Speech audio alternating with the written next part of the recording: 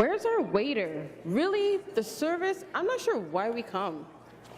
This is our place. It wouldn't feel right to go anywhere else. But if we continue to reward them for terrible service, they'll never learn. Someone should really say something. Hold on. Excuse me, can we get some service over here? I'm in no rush, Rosalind. Yeah, don't worry about it. I am so sorry for the delay. As you can see, we're swamped. This is completely unacceptable. We've been faithful customers for 10 years. I understand, I really do. And still slow service? In fact, the last time I was here, I didn't say anything to you, but my entire dish was cold. I'm so sorry. Did either of you have a problem? No, everything was everything's great, good. The food was fantastic, delicious. You see what I mean? It's always something. I don't think we'll come back next time. I'm so sorry. I'll talk to my manager and see what we can do. We really do appreciate your business. I'll apologize again. Okay then.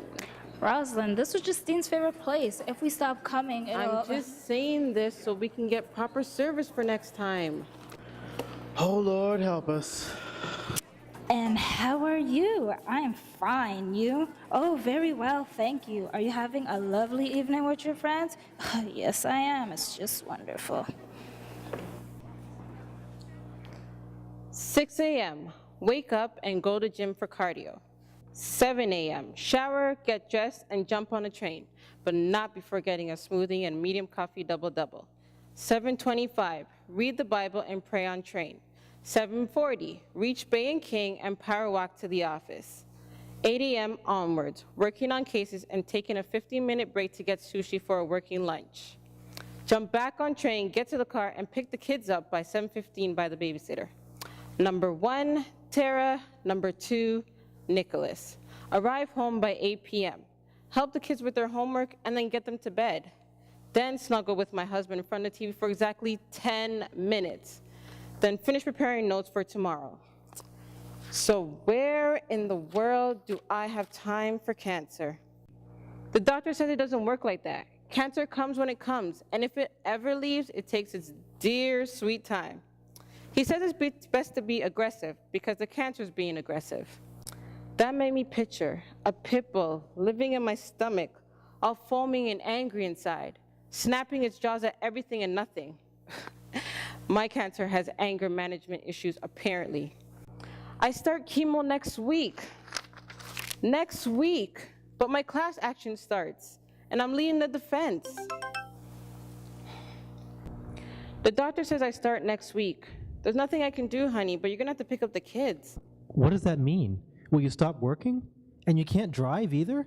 I mean, how are we going to pay the mortgage? The bills? How will we... I don't intend to stop anything, dear, but the doctor did say I'll be pretty out of it for a while.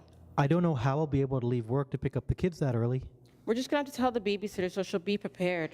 This is great. I just remembered. I have to fly to New York next week, and they're all counting on me. They've made me the lead, in fact. Are you telling me I have to miss that? They'll mess up the presentation without me. I know they will. I'm really sorry, dear. I know this is gonna come at a more inconvenient time. I know. Hold on, I have to take this call. Let me call you back. 50% of marriages end in divorce. I asked the doctor the stats for marriages with cancer. He says they don't have those numbers. You're kidding me. They have to send those documents. Don't they know that? This is the third file I had to deal with in the past 2 weeks while lawyers are failing to look at their orders. Listen, I don't have to say this, but this class action suit is a pretty big deal. You're ready to go and can handle it, right? You bet. I've been waiting a long time for this. Very good. To be honest, you're the best we've got. It's pretty hard to find someone these days who will put their all into it. I told the other partners, you're our secret weapon. Thank you, ma'am. I really appreciate it. So can you pull the file and write up the summary for me? I just don't seem to have the time. Of course. Sure. No problem, ma'am. Yeah, so like I was saying, you need to talk to the other lawyer and tell them to look at the orders. Oh, can you hold on 1 second? I've been meaning to ask you like forever, how are your kids? What were their names again? Oh, Tara and Nicholas. Oh, yes. Tara, how was her swim meet and how was Nicholas' spelling bee? They did well. They actually both placed. Oh, super, great kids. Yeah, so can you get your assistant to talk to the other lawyer? My boss has no clue. I haven't even told the kids about the pit bull in my stomach. When will I, you ask? when I can actually find the words to say, Tara, Nicholas, your mother has cancer, but don't worry, everything's gonna be okay and nothing will change.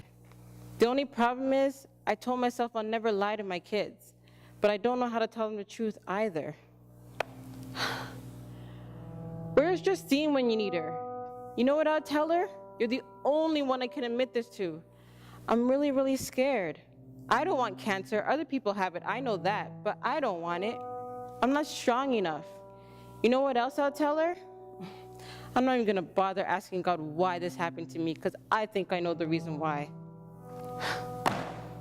What kind of person trusts in Christ and pencils him in for half an hour a day? What kind of Christian doesn't even think about him at all? He won't stand for second place and he won't be control. But that's what I thought I can do, control everything in my life, including him. It's impossible, and I know this already. It's not like he hasn't taught me this lesson a long time ago, but I took it for granted again and again. That real, untamable Pitbull in my stomach, it isn't cancer, it's him punishing me, and I deserve every little bit of it. If I can't turn to God for help, I have nowhere left to turn. The worst part of this whole thing is, I badly need him.